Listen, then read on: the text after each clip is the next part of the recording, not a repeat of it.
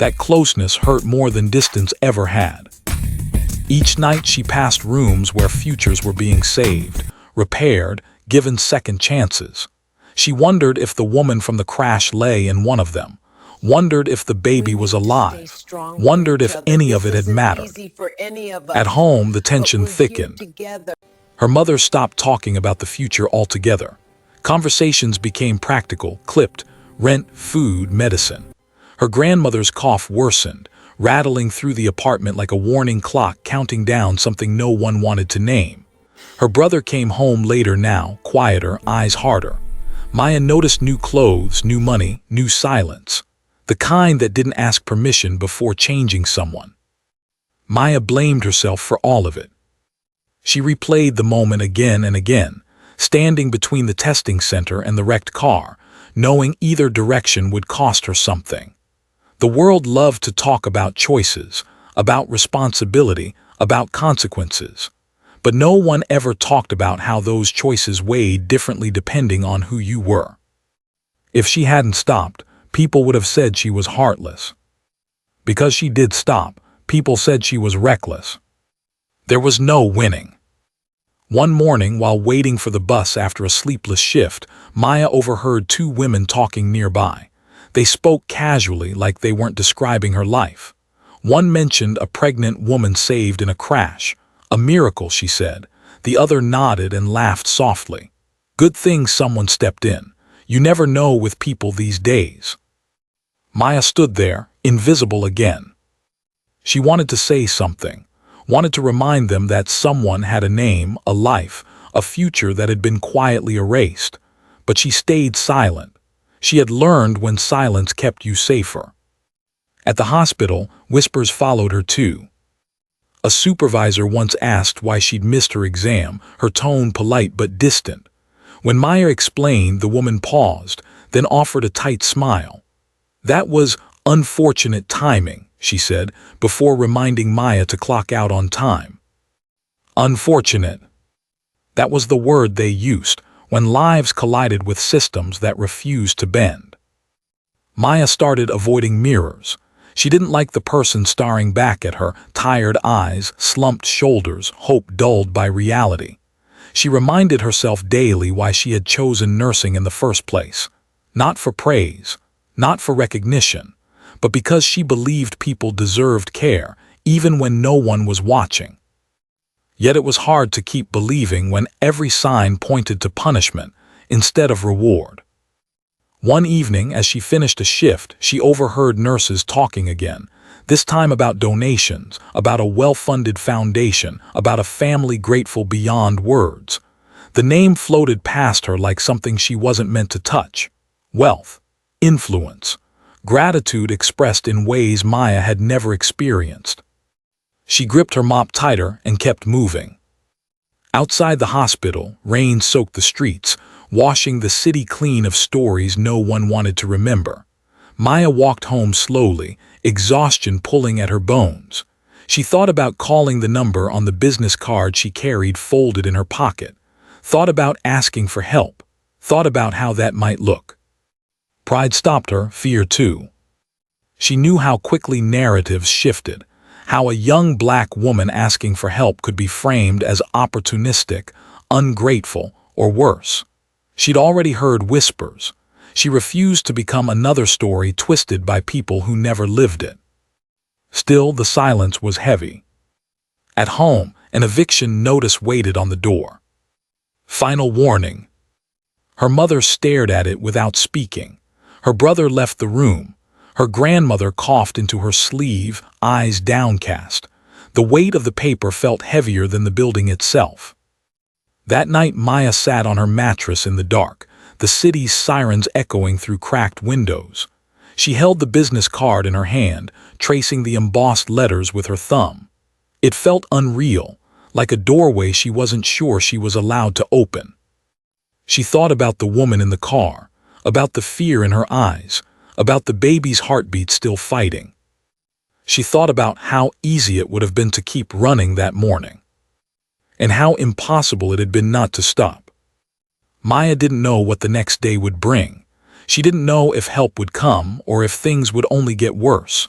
What she did know was this: the world had tested her compassion, and now it was testing her endurance. And just when it seemed like the pressure couldn't build any higher, something unexpected was already moving toward her. Quietly, deliberately, and powerful enough to change everything. Again, the next morning arrived without mercy. Maya woke to the sound of coughing echoing through the apartment walls, deep, wet, and relentless. Her grandmother sat hunched by the window, a thin blanket wrapped around her shoulders, staring out at a city that had never offered her much kindness. The medicine bottle on the table was nearly empty. Maya already knew there was no money to refill it. Her mother moved quietly, avoiding eye contact. That silence spoke louder than anger ever could. It carried fear. It carried exhaustion. It carried the unspoken question hanging over all of them: what now? Maya dressed for another night shift. She hadn't slept enough to survive, let alone perform. Every movement felt heavier, as if gravity itself had decided she had carried enough hope for one lifetime. On the bus, she watched people scroll through their phones, laugh, complain about small inconveniences. She wondered how many of them would stop if they saw someone bleeding on the street. She wondered how many would keep walking. At the hospital, her presence barely registered. She was just another uniform pushing a cart, another shadow moving through corridors built to save lives, but not hers. A nurse stepped around her without looking. A doctor barked instructions into a phone, nearly colliding with her mop bucket. No apology followed. Maya reminded herself she wasn't there to be seen. She worked methodically, scrubbing floors, emptying bins, wiping away evidence of pain that would never be traced back to her. But everywhere she turned, reminders followed. A poster advertising nursing scholarships, a bulletin board congratulating new hires, a locker room door left ajar, revealing neatly pressed scrubs hanging inside like a life she was locked out of. She paused longer than she meant to. A supervisor noticed. "Don't linger," the woman said curtly. "There's work to do." Maya nodded and moved on. Later that night, she overheard a conversation that made her chest tighten. Two nurses stood near the vending machines, speaking in hushed but excited tones. They talked about generosity, about a woman who had nearly died but now wanted to give back. They spoke about funding, about opportunities, about fixing what the system had failed to do. Maya didn't hear her own name. She wasn't sure whether that hurt more or less. When her shift ended, dawn crept in slowly, painting the city in pale light. Maya stepped outside, shoulders slumped, mind racing. She checked her phone. No missed calls, no messages, nothing but reminders from overdue bills and job alerts that went unanswered. She walked home alone. As she entered the courtyard of her building, she noticed people gathered near the benches. Not the usual group. These faces were alert, curious. Someone whispered as she passed. Another stared openly. Maya's stomach twisted. Inside, her mother stood by the window, staring down at the parking lot. Her face looked pale, unsettled. "There was someone here earlier," she said quietly, "asking about you." Maya froze. "Who?" Her mother shook her head, didn't say much, just asked questions. Fear crept in fast. Maya thought of accusations, of misunderstandings, of how quickly things could turn ugly for someone like her. She thought of the crowd at the crash, the phones recording, the murmurs questioning her right to act. Her heart raced. That night's sleep was impossible. Every sound outside made her flinch. Every passing car slowed her breath. She lay awake listening to the city breathe, wondering what story it had decided to tell about her. The next day, whispers grew louder. It was the same feeling she got whenever she sensed trouble, the quiet warning that life was about to demand something from her. Maya tried to shake it off. She had no room for distractions. Not today, not now. The exam doors would open soon. The rules were unforgiving. There would be no understanding, no flexibility, no mercy for someone who arrived late. Maya knew this. She had memorized every instruction, every consequence. Systems like these weren't designed to see the full picture of someone's life. They measured success in minutes and seconds, not sacrifice or struggle. She slowed just enough to catch her breath, her eyes fixed forward.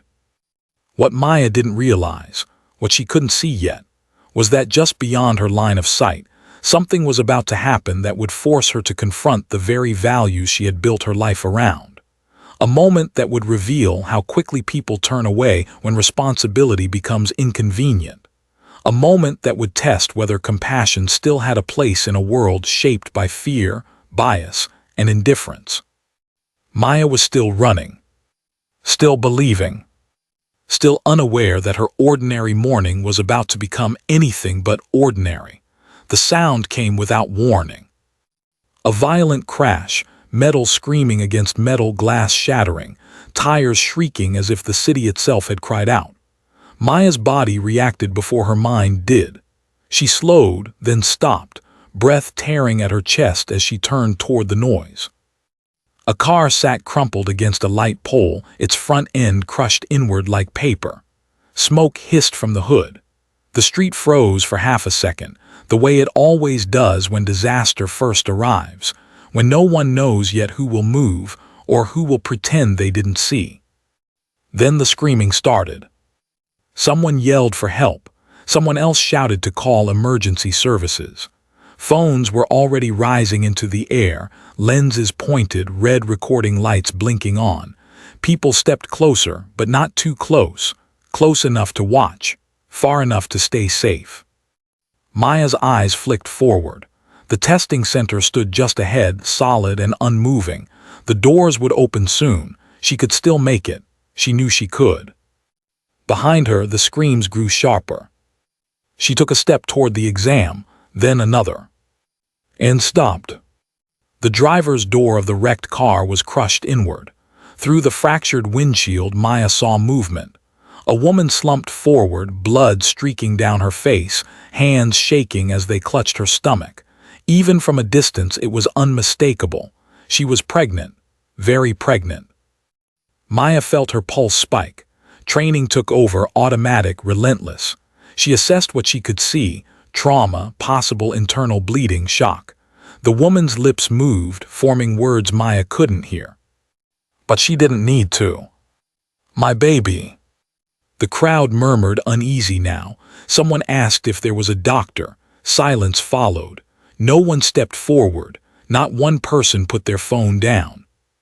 Maya looked at her watch. Minutes were slipping away. This was the moment where the world often decided who mattered. She felt it then, that familiar tightening in her chest, the weight of being seen but not supported, of knowing that if she stepped in and something went wrong, blame would find her quickly. A young black woman touching an injured stranger, a lawsuit, an accusation, a headline twisted the wrong way. She had seen it happen before. A man nearby shook his head. "Better wait for the professionals," he said. Another voice added, "You don't want to get involved." Maya wanted to scream. The woman in the car cried out again, her voice raw with fear. People flinched, but still no one moved. Maya took off her backpack. She didn't announce herself, didn't ask permission, she moved. As she reached the car, she heard murmurs ripple through the crowd, surprise, doubt, suspicion. Someone whispered something she couldn't make out. Someone else muttered, "Hope she knows what she's doing." Maya opened the passenger door and leaned in. The smell hit her first, blood, fuel, fear. The woman's eyes locked onto hers, wide and glassy. Maya spoke calmly, steadying her voice the way she'd been taught. She introduced herself, reassured her, placed her hands where they were needed. Her fingers pressed gently against the woman's abdomen, and her stomach dropped. This was bad. Very bad. She worked quickly, efficiently, doing everything she could with what she had.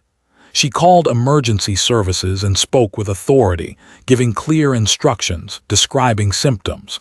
On the other end, the dispatcher hesitated, then listened. Behind her, the crowd pressed closer. Too close. A man raised his phone higher. Another voice asked loudly, "Is she even allowed to do that?" Someone else said, "If something happens, that's on her." Maya ignored them. She focused on the woman, on the baby, on keeping them alive. When the sirens finally cut through the noise, relief washed over her, but it didn't last. As paramedics took over, one of them glanced at Maya, eyes scanning her blood-stained clothes. "Who are you?" he asked, his tone sharp, suspicious.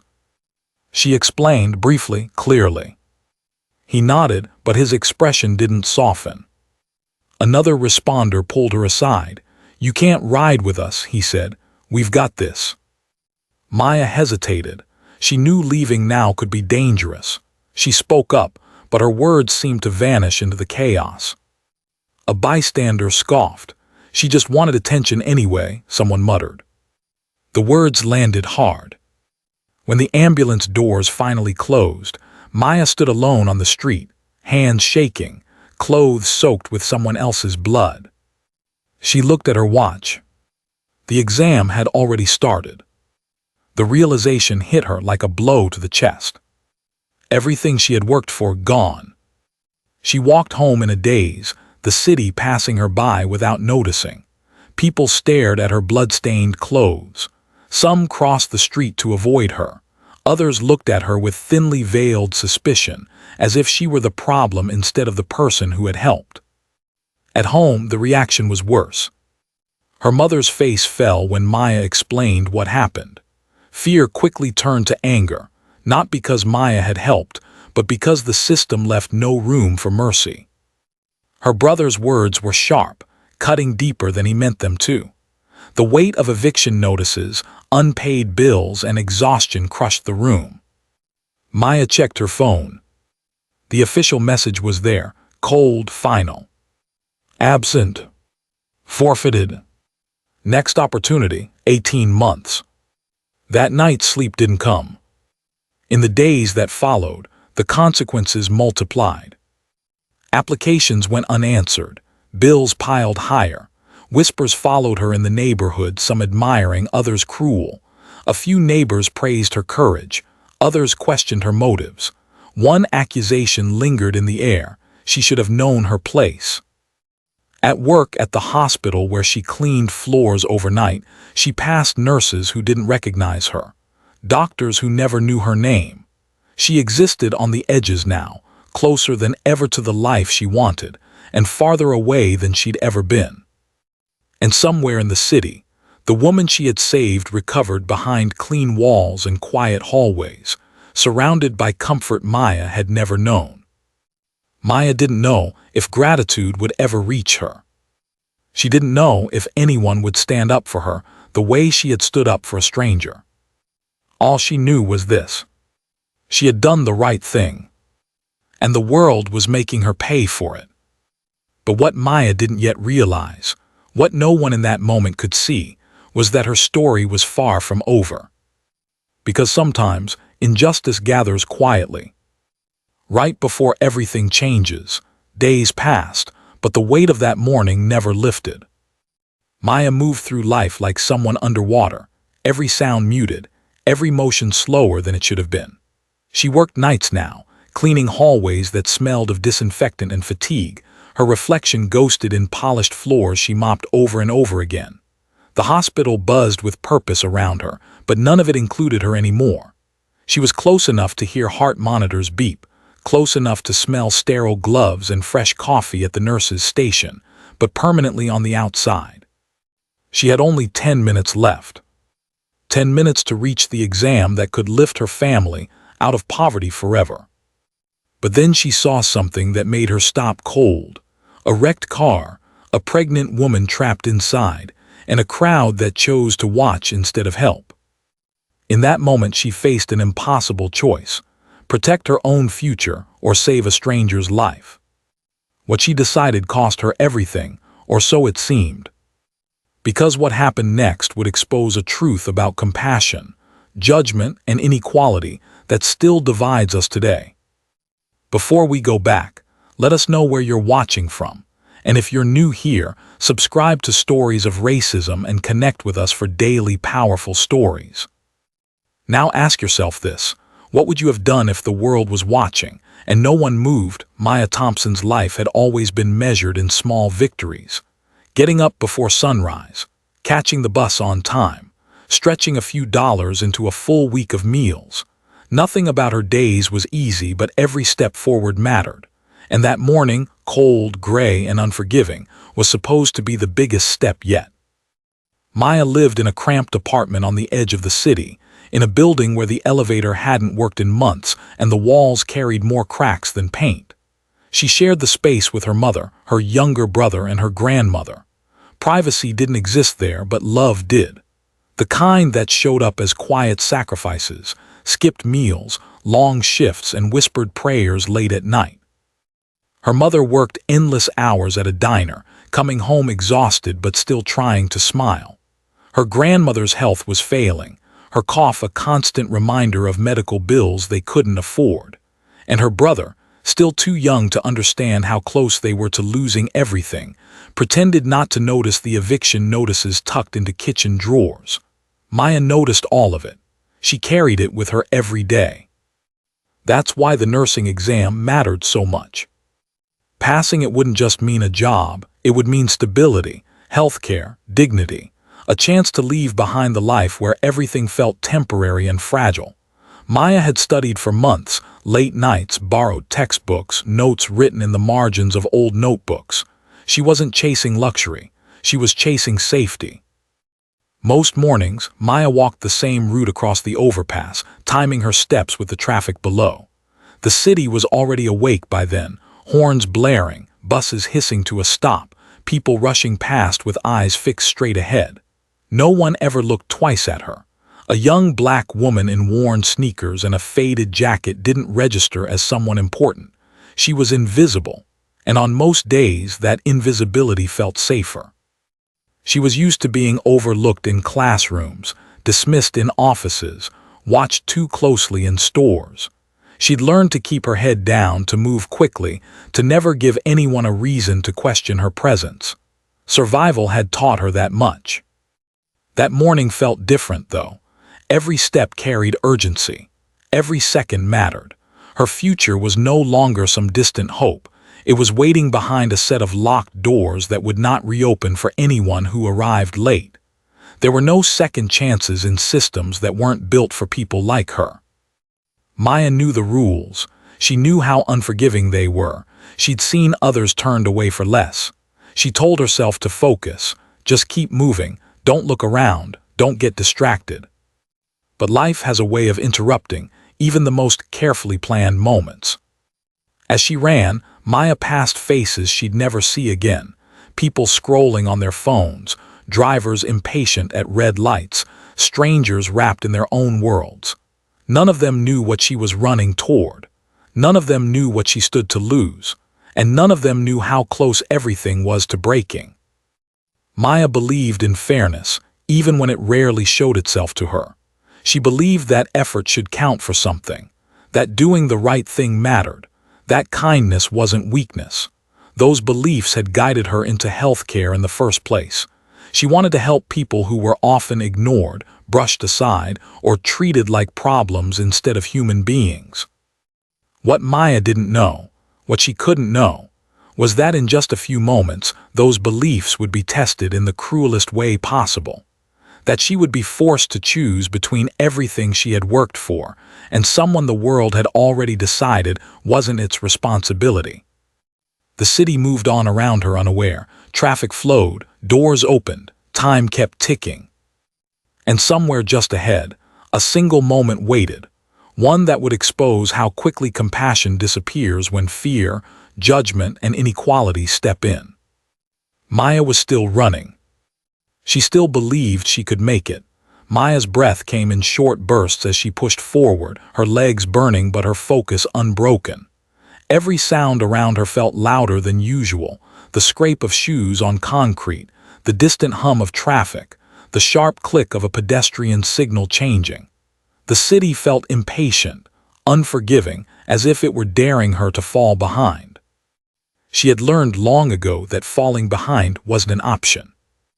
Growing up, Maya had watched how easily people like her were judged before they were ever understood. Teachers assumed she needed extra help before she ever asked for it. Security guards followed her through stores. Neighbors spoke about kids from the projects as if they were already lost causes.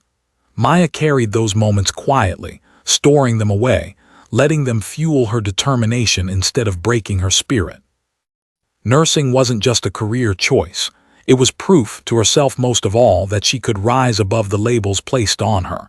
That compassion, discipline, and skill mattered more than where you came from or what people expected of you. In the free clinic where she volunteered, patients trusted her. They listened. They thanked her. For a few hours at a time, she wasn't invisible. She was needed. That mattered. As Maya ran, she thought about the exam waiting ahead, the quiet room, the strict rules, the ticking clock.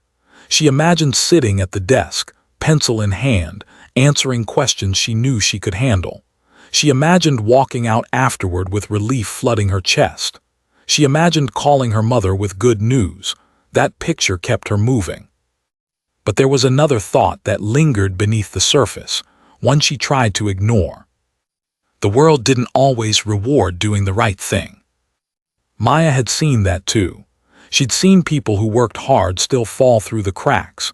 She'd seen kindness overlooked, dismissed, or even punished. She'd seen how quickly society turned its back on those who didn't fit neatly into its idea of worth. Still, she believed, or maybe she needed to believe. She passed the familiar corner where the sidewalk narrowed and the city seemed to press in closer. This was the last stretch.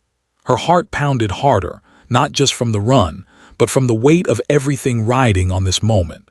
She glanced ahead, already spotting the outline of the testing center through the haze of her breath. So close. Around her, people continued their routines, drivers tapping their steering wheels, pedestrians crossing without looking up, strangers moving past one another without a second thought. Everyone was heading somewhere important to them. Everyone had somewhere to be. And no one noticed the young black woman racing against time, carrying the hopes of an entire family on her shoulders. That invisibility had followed Maya her whole life. Sometimes it protected her. Sometimes it erased her. She never knew which version she'd get. She tightened her grip on her backpack strap, steadying herself. Just a little farther, she told herself. Just keep going. Don't think. Don't hesitate. But deep down, something felt unsettled. Neighbors speculated openly now. Some were impressed, others were suspicious. A few were cruel. One man laughed and said rich people didn't do favors without strings. A woman shook her head and said Maya must have done something to deserve attention like that. Maya said nothing. She had learned that defending yourself didn't always protect you. Sometimes it only confirmed what people already wanted to believe. The pressure mounted from all sides, financial, emotional, physical. Maya felt herself fraying at the edges, struggling to hold on to the belief that doing the right thing still mattered in a world that punished it so efficiently. She stood at the sink one evening, washing her hands, watching water run over her skin. Pink swirled briefly down the drain as if her mind still remembered blood that wasn't there anymore. She wondered if she'd always carry that moment with her, if it would always define her, regardless of what happened next. Outside, a car engine idled longer than usual. Maya looked up. Through the thin curtains, headlights cut across the cracked walls of the apartment building. They didn't belong there. The car was too quiet, too polished, too deliberate. It didn't leave right away. Her heart thudded. She stepped closer to the window, careful not to be seen. The vehicle remained still, gleaming faintly under the streetlight like something dropped into the wrong world. It didn't honk, didn't rush. It simply waited. Maya backed away, pulse racing. Whatever was coming, judgment, consequence, or something else entirely, it was no longer a distant possibility. It was here, right outside her door. And for the first time since that morning on the overpass, Maya felt the same tightness in her chest she'd felt standing between the exam and the wrecked car. Another choice was approaching. Another moment where the world would decide who she was allowed to be. And this time, there would be witnesses. Maya stood frozen in the dim light of the apartment, listening to the low hum of the engine outside. It didn't belong to anyone in the building. She knew that without looking again. Cars here rattled, engines coughed, paint peeled. This one sounded smooth, controlled, out of place. Her mother joined her near the window, careful not to draw attention. They exchanged a look, one heavy with questions neither of them dared to ask out loud. For families like theirs, unexpected attention rarely meant anything good. After a few minutes, the engine cut off. Footsteps echoed across the courtyard. Maya's pulse hammered in her ears. Every instinct told her to stay still, to disappear into the walls the way she had learned to do since childhood. She remembered the warnings her mother used to give her. Don't open the door for strangers. Don't say more than you have to. Don't give anyone a reason. A knock followed, firm, polite, unhurried. The sound carried through the apartment like a verdict. Her brother looked up from the couch, eyes narrowed. Her grandmother shifted in her chair, coughing softly, confused by the sudden tension. Maya swallowed hard and moved toward the door. "Who is it?" her mother asked, voice steady but strained. A man answered from the other side, calm and respectful. He said Maya's name. Hearing it spoken so deliberately sent a chill through her. Maya opened the door just enough to see him. He stood straight, dressed neatly, his posture professional. Not law enforcement, not a landlord, not someone she recognized. That uncertainty made her grip the door tighter. "I was asked to find you," he said evenly. "I don't need much of your time." Maya hesitated. The hallway felt suddenly too narrow, too exposed. Neighbors' doors were cracked open now. Eyes watched from behind curtains. News traveled fast in places like this. "I can't talk right now," Maya said quietly. The man nodded once, unfazed. "That's understandable. I'll return later." He didn't push, didn't argue. He simply stepped back, turned, and walked away with measured confidence. That unsettled Maya more than anger ever could. The moment he left, the apartment filled with voices. Her brother asked questions. Her grandmother murmured worries.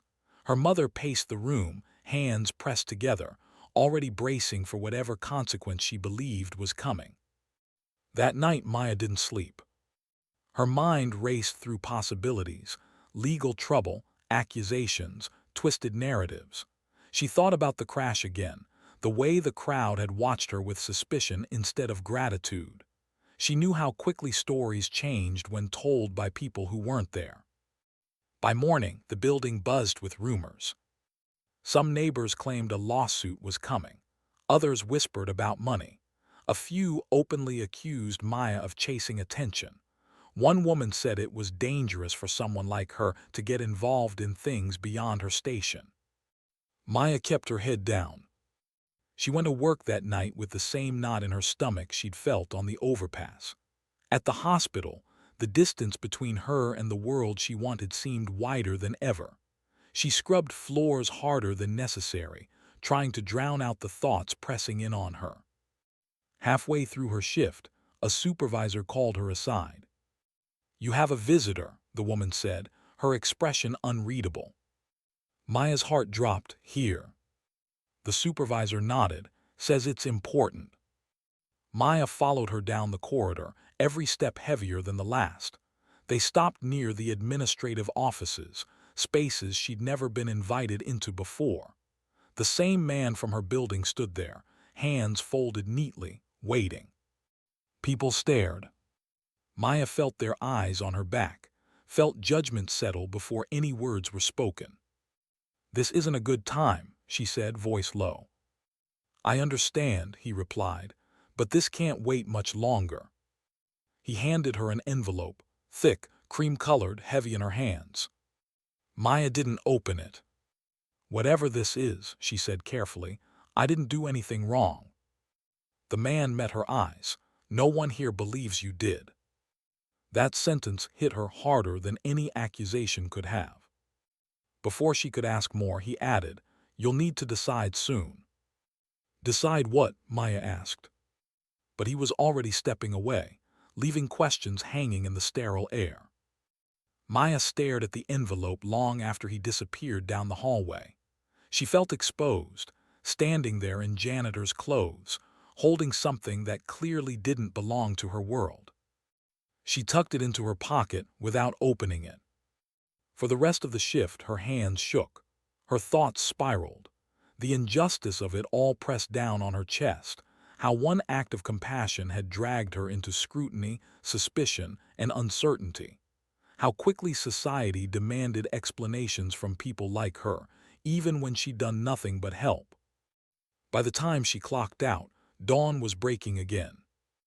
Maya stepped outside, the envelope still unopened, her future pressing in from all sides. She didn't know if it contained help or harm, gratitude or consequence, opportunity or another test she wasn't prepared for. All she knew was this: the world that had ignored her for so long was finally paying attention. And attention, she had learned, was dangerous. Especially when it arrived this quietly. Maya didn't open the envelope right away. She stood outside the hospital as dawn crept across the sky, the building looming behind her like a silent witness to everything she had lost. The city was quieter at this hour. No horns, no shouting, just the low hum of traffic and the distant wail of sirens that never truly went away. The envelope felt heavy in her pocket, heavier than it should have been, as if it carried more than paper inside. She walked home slowly, every step measured, every thought tangled in fear.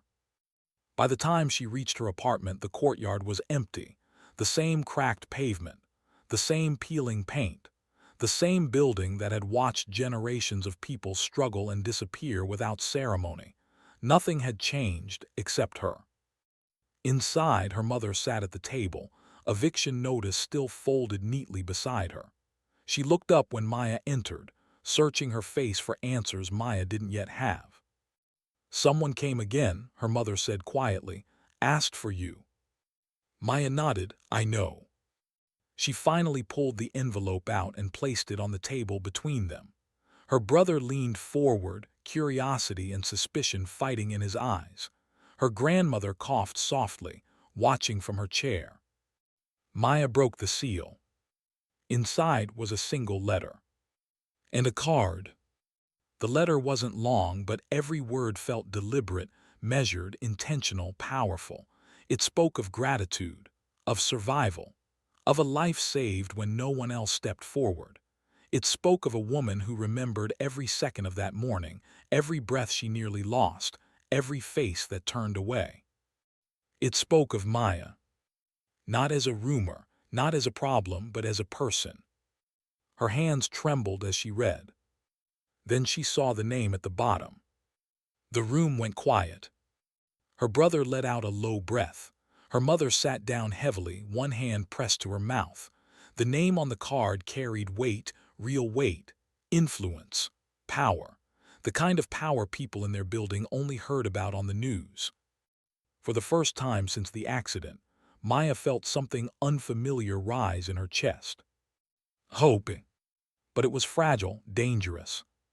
Because hope had betrayed her before. The letter invited her to a meeting, not a favor, not charity, a conversation, a chance to speak, a chance to be seen, not as a headline, not as a rumor, but as the person who had made a choice when no one else did. Maya didn't sleep that day. When evening came, the same quiet car returned to the courtyard. Neighbors watched openly now. No whispers, no pretending not to stare. Maya stepped outside, her mother's hand gripping hers for a brief moment before letting go. "Be careful," she whispered. Maya nodded. The ride felt unreal. The city changed around her, the buildings taller, cleaner, quieter. Streets she'd never walked. Neighborhoods she'd only passed through on buses without stopping. Every red light felt like a boundary between worlds she was never meant to cross. When the car finally stopped, Maya hesitated. She adjusted her jacket, took a breath, and stepped out. Inside, the air felt different, calmer, controlled. The woman from the crash sat across from her, alive, steady, holding her child. The sight alone nearly broke Maya. For a moment, no one spoke. Then the woman thanked her. Not loudly, not dramatically. Honestly, she spoke of what it meant to wake up alive, to hold her child, to know that someone had chosen them when it would have been easier to walk away. She spoke of systems that failed people like Maya every day, of how courage often came from those with the least protection. Maya listened, heart pounding. Then the conversation shifted. The woman asked questions about the exam, about the rejection, about the hospital job, about the eviction notice. Maya answered carefully, aware of every word, every implication. She had learned that truth didn't always protect you. The woman nodded slowly. And then she said something that made the room feel suddenly too small. Do you know what people are saying about you? Maya's stomach dropped. The woman slid a phone across the table. Headlines, comments, videos. Footage from the crash. Edited, cropped, framed. Questions about motives, accusations, doubt. A familiar story. Maya felt the same cold fear she'd felt standing on the overpass. That sense of being judged by people who had never lived her life, never carried her consequences. They're deciding who you are, the woman said quietly, without ever asking. Maya swallowed hard. She realized then that this moment, this meeting, wasn't just about help. It was about control. About who got to tell the story. And whether Maya would finally have a voice. Or lose everything all over again. Maya stared at the phone, her reflection faintly visible in the dark screen between headlines and comments. Her name was everywhere now, twisted, debated, reduced to speculation by people who had never met her. Some called her brave. Others questioned her intentions. A few went further, asking why she had gotten involved at all. She should have minded her own business. Why didn't she just let professionals handle it? She probably wanted attention. The words burned. Maya had known this moment would come. She felt it from the instant she stepped toward the wrecked car, the invisible line people like her crossed when they dared to act. Compassion was praised only when it stayed convenient. When it disrupted systems, schedules, or expectations, it became suspicious. The woman across from her watched closely, not unkindly. "This is how the world works," she said softly. "Stories are written quickly, and once they settle, they're hard to change." Maya's chest tightened.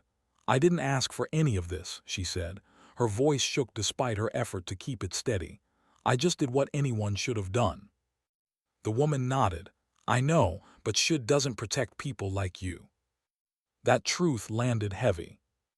The woman explained what Maya had already begun to sense, that the footage had gone viral. That conversations were happening in boardrooms, offices, online spaces where decisions were made far from the streets Maya walked every day. Some people saw her as a hero. Others saw her as a liability, a risk, a problem. Maya thought of the supervisor who barely looked at her, the bystanders who filmed instead of helped, the neighbors who whispered, the way suspicion followed her even in moments of silence. "This is bigger than me," Maya said. "Yes," the woman replied, "and that's exactly why it's dangerous." She leaned forward. "You have a choice now." The words echoed. Another choice. Maya's hands curled into fists under the table. She was tired of choices that only seemed to cost her. Tired of being tested by situations no one else was forced to face. Tired of doing the right thing and paying for it alone. The woman laid out the reality plainly. Support was possible but public, visible, scrutinized. It would bring opportunity but also attention. People would question motives. Some would accuse Maya of being ungrateful if she spoke up. Others would accuse her of exploitation if she accepted help. There was no safe path. Maya felt anger rise, sharp, electric. "So what am I supposed to do?" she asked. "Stay quiet, be grateful, pretend none of this happened." The woman held her gaze. "No, I'm asking whether you're ready to be seen." Seen. Not invisible. Not overlooked. Not erased. Seen meant exposure, risk, judgment. It also meant power. Maya thought about her mother counting bills at the table, her grandmother struggling to breathe through the night, her brother drifting toward a world that promised belonging but demanded everything in return. She thought about the hospital floors she scrubbed beneath posters celebrating nurses she could have stood beside. She thought about the crash, about how no one moved until she did. "I don't want to be famous," Maya said quietly. The woman's expression softened. "Neither did I once, but sometimes attention is the price of change." Outside, the city lights glowed softly, unaware of the moment unfolding inside. Maya felt the weight of generations pressing in, the unspoken rule that survival required silence. That gratitude meant obedience. That pushing back invited consequences. Her phone buzzed. A notification. Then another. Messages were pouring in now, some supportive, some cruel, some demanding explanations she didn't owe. Maya looked up. "What happens if I say no?" The woman didn't hesitate. "Then the story keeps moving without you." That answer terrified her more than anything else. Maya realized then that this wasn't just about one act of compassion. It was about who society allowed to be human without punishment, about who was expected to sacrifice quietly and disappear afterward. She stood slowly, heart racing. "I need time," she said. The woman nodded. "Take it, but not too long." The ride back felt heavier than the ride there. The city looked different now, not bigger, not smaller, just sharper, less forgiving. Every billboard, every screen felt like it could turn on her at any moment. When Maya returned home, her mother was waiting. She didn't ask questions. She just hugged her daughter tightly, as if bracing for impact. That night Maya sat alone in the dark, phone glowing in her hands. The world was watching now, waiting to decide what kind of person she was allowed to be. She closed her eyes. She had stood between an exam and a dying stranger once before. Now she stood between silence and something much bigger. And whatever choice she made next would no longer affect just her life. It would echo far beyond it. Morning came too quickly. Maya hadn't slept. She sat at the small kitchen table, phone in her hands, scrolling through a world that now seemed determined to define her without ever understanding her. Overnight, the conversation had grown louder, sharper, crueler. People who had never stood at that crash site debated her worth. Strangers dissected her choices. Commentators questioned why she had acted at all. Some framed her compassion as recklessness. Others twisted it into something darker, suggesting hidden motives, personal gain, attention-seeking. The pattern was painfully familiar. When people like Maya stepped outside the role assigned to them, the world demanded explanations it never asked of anyone else. Her mother watched from across the room, worry etched into every line of her face. "You don't have to answer them," she said softly.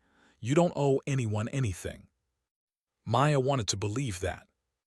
But she also knew silence had never protected her.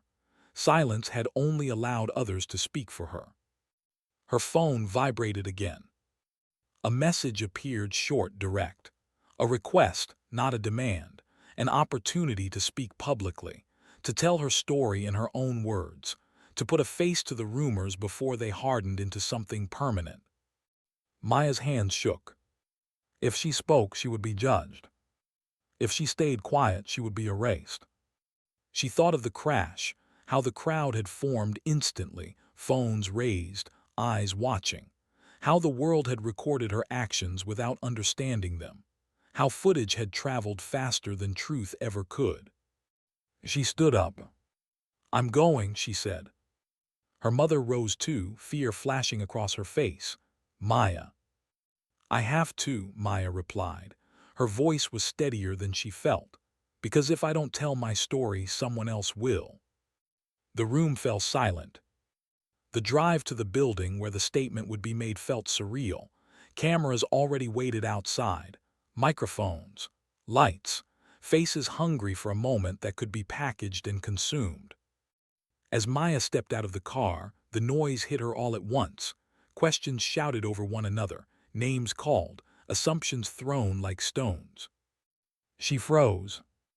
This was worse than the crash, worse than the exam doors closing, worse than the eviction notice. This was exposure. She felt small, vulnerable, unprotected. For a split second, she wanted to turn back. Then she remembered the woman in the car, bleeding and terrified, begging for help while people recorded. She remembered how fear had tried to stop her then too, and how she had moved anyway. Maya stepped forward. The room inside was bright, sterile, unforgiving. She stood alone at the front, facing rows of strangers who already thought they knew her. Her heart pounded so loudly she was sure the microphones could hear it. She took a breath and spoke. She didn't defend herself. She didn't justify her worth. She told the truth. She spoke about running toward her exam with her family's future on her back, about seeing a pregnant woman dying while people stood still, about knowing that if she didn't act, no one else would, about missing the exam and being punished for choosing compassion. She spoke about how quickly society questioned her intentions instead of her courage, about how systems showed no grace to people already carrying the heaviest burdens, about how being a young black woman meant your actions were never neutral. They were always inspected, doubted, reframed.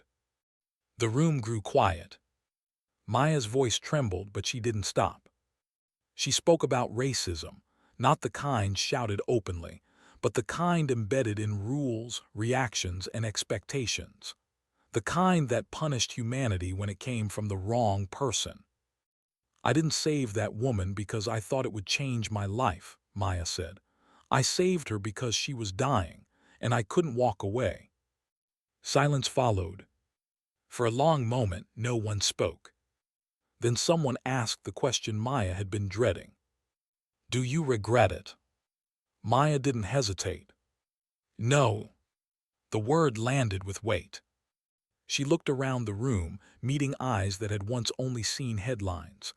I lost an exam, she continued. I lost time, I lost stability, but if I had walked away that morning, I would have lost myself. The cameras kept rolling. Outside, reactions exploded, support, backlash, debate. The world fractured into opinions once again, but something had shifted. The story was no longer faceless. It had a voice now, a heartbeat. Maya stepped away from the podium, legs shaking, unsure of what would come next. Consequences still loomed. Nothing was guaranteed. Speaking truth didn't magically fix broken systems. But it did something else. It exposed them. As she exited the building, the noise followed her, but it sounded different now. Less confident, less cruel, as if the certainty people had felt about judging her had cracked. Maya looked up at the sky. For the first time since that morning on the overpass, she felt something close to peace, not because everything was resolved, but because she had stood her ground. Whatever came next, help or hardship, justice or resistance, one thing was clear.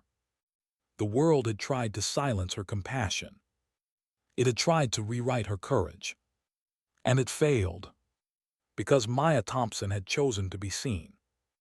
And now, the world would have to decide what to do with the truth. Maya went home that night changed in ways she couldn't fully name yet. The city looked the same streets, same buildings, same noise drifting through cracked windows, but something inside her had shifted. The weight she had carried for so long had not disappeared, but it had moved. It no longer sat only on her shoulders. It was out in the open now, shared, seen, impossible to ignore. Her mother hugged her longer than usual, not asking questions, not offering advice, just holding her as if to remind her that no matter what the world decided, she still belonged somewhere. Her grandmother watched quietly from her chair, eyes glossy but proud. Her brother said little, but later that night Maya noticed he left his phone untouched, the street calls unanswered. Small changes, fragile ones, but real. The days that followed were unlike anything Maya had known. Messages poured in from strangers, from nurses, from students, from people who had lived versions of her story in silence. Some thanked her, some apologized, some simply said, "I thought I was alone until I heard you speak." But not all messages were kind. There were still voices filled with doubt, still comments questioning her choices, her tone, her right to speak at all. Racism, she realized, didn't vanish when exposed. It adapted. It grew quieter in some places and louder in others. But now it had something it hadn't expected. Resistance. Maya returned to work at the hospital, pushing her cart through the same halls, but the air felt different. A few people nodded at her now. One nurse stopped to say thank you. A doctor she'd never met before paused, looked at her and said, "What you did mattered." It wasn't a promotion. It wasn't justice.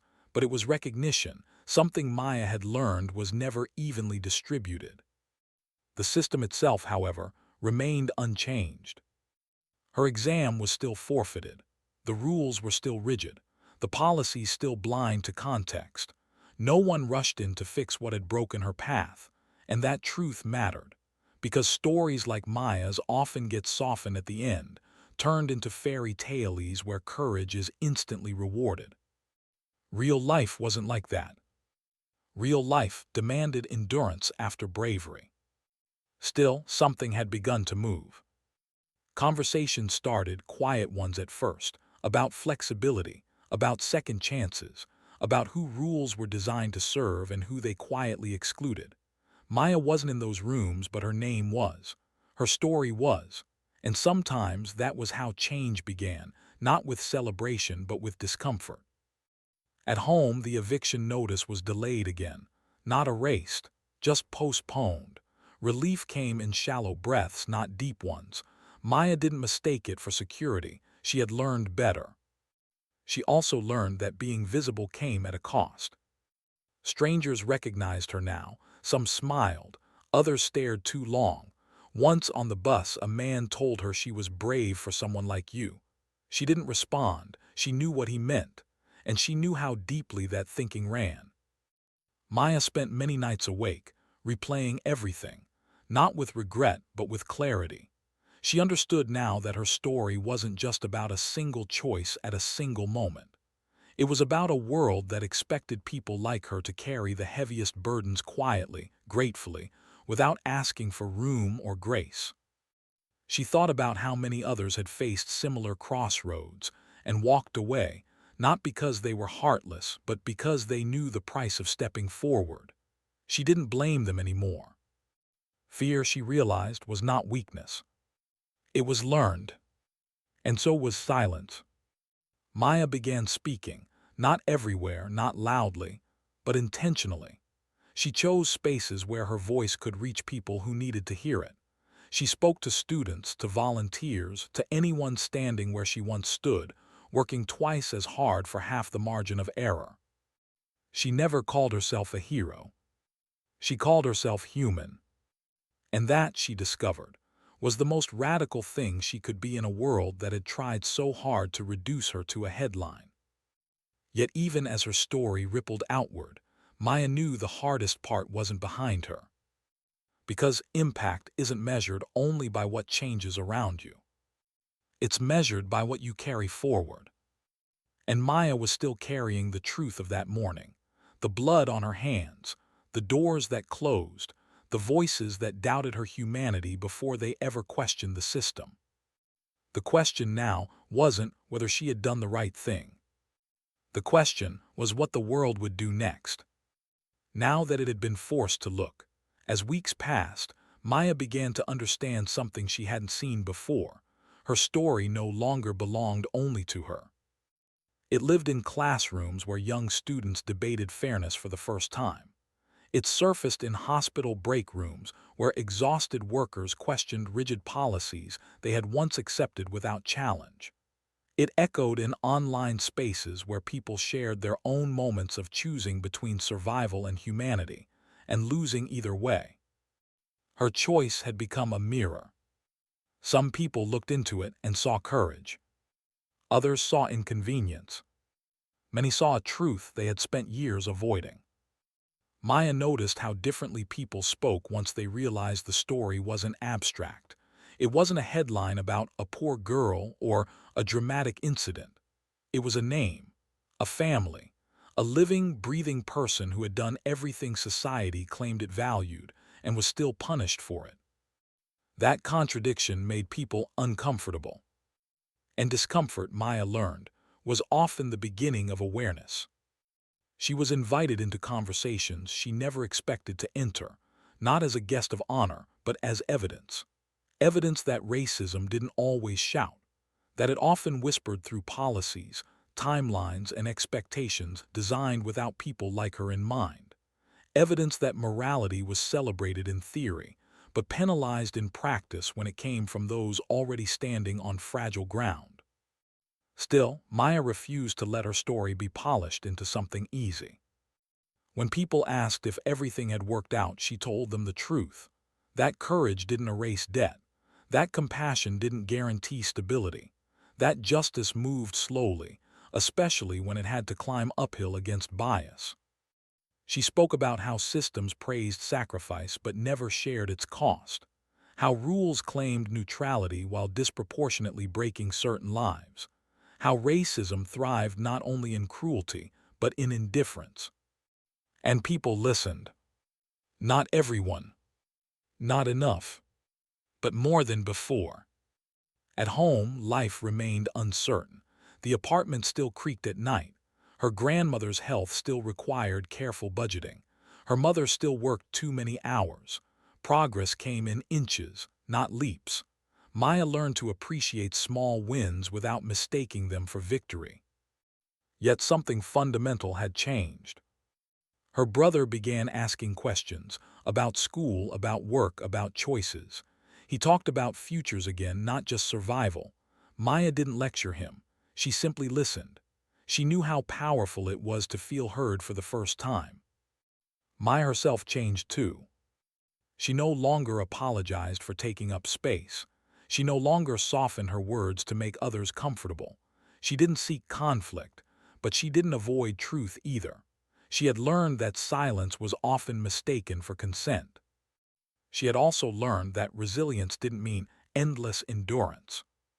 It meant knowing when to rest, knowing when to speak, knowing when to demand better. Maya often thought about the morning of the crash, the exact second when she stopped running. That moment had followed her everywhere, shaping how people saw her and how she saw herself.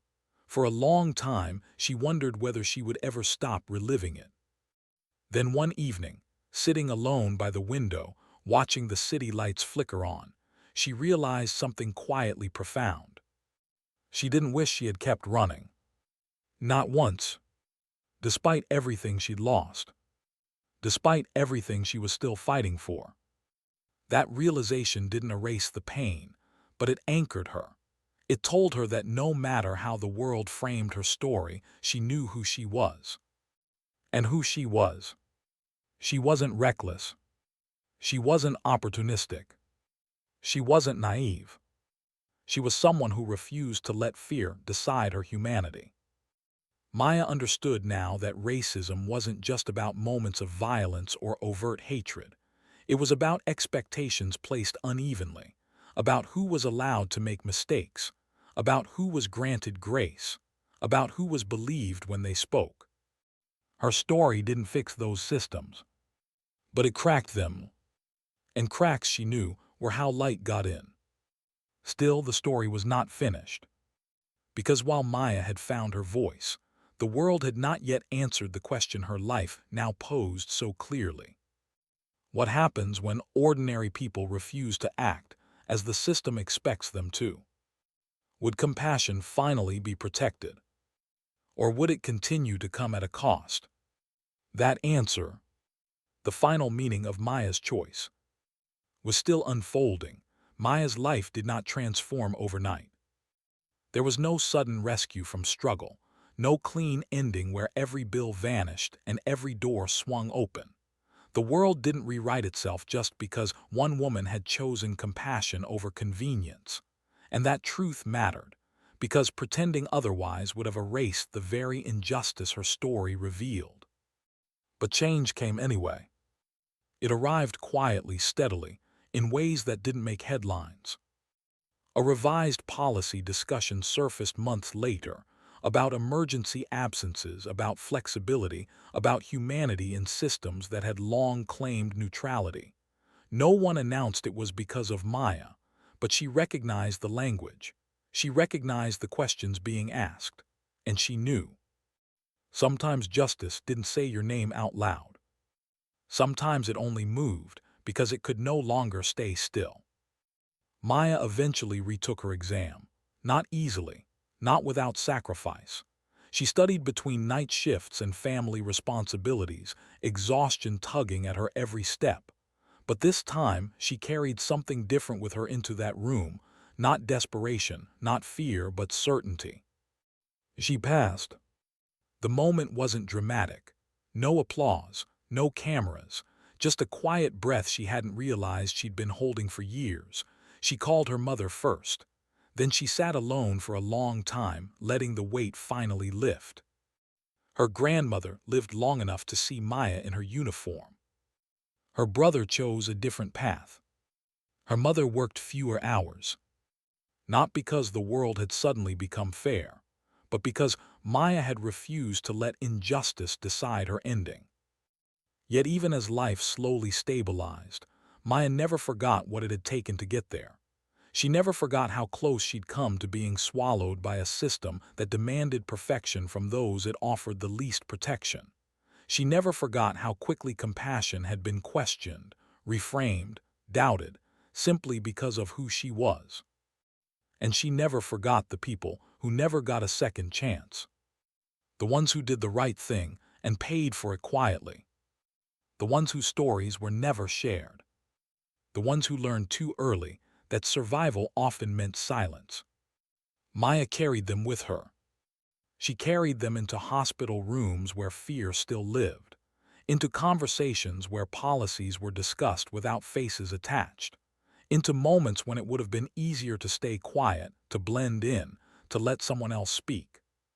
She didn't let that happen, because she understood something now, something the world often tries to bury. Racism doesn't always announce itself. It hides in expectations. It hides in rigid rules. It hides in who gets forgiveness and who doesn't. And it survives when good people are punished for being good.